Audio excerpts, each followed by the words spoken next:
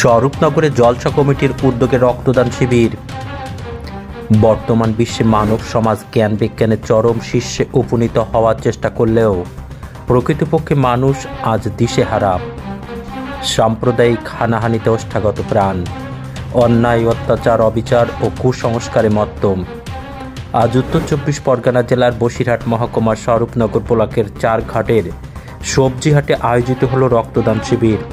চারঘাট ও পার্শ্ববর্তী গ্রামবাসী বৃন্দের সহযোগিতায় এবং জলসা কমিটির পরিচালনায়। রক্ত কোনো কারখানায় তৈরি হয় না, তাই মানুষের রক্তের প্রয়োজন হলে আরেকজনের থেকেই সেটা নিতে হয়। এই উদ্দেশ্য পূরণের লক্ষ্যে আজকের এই চারঘাটের সবজি মার্কেটে রক্তদান শিবিরের আয়োজন বলে জানান উদ্যোক্তারা। একজন সামাজিকভাবে সক্ষম ব্যক্তি ছাড়াও আরও 60 জন ব্যক্তি রক্তদান করলেন।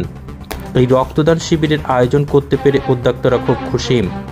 রাতে এলাকার গুণী ব্যক্তিদের সম্মাননা ও ধর্মীয় জলসার আয়োজন করা হয়।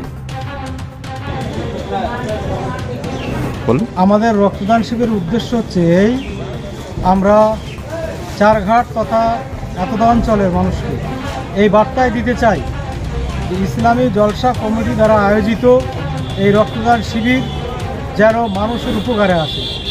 আমরা জাতি ধর্ম নির্বিশেষে সকলকে এই বার্তা দিতে চাই যে আমরা রক্তদান শিবিরের যে আয়োজন করেছি, এই রক্তদান শিবির থেকে সকলে যেন উপকৃত হয়। এ সমাজ, এ রাজ্য, এ দেশ সকলের জন্য আমরা উপকারে আসতে চাই। এই উদ্দেশ্যে আমাদের রক্তদান শিবির।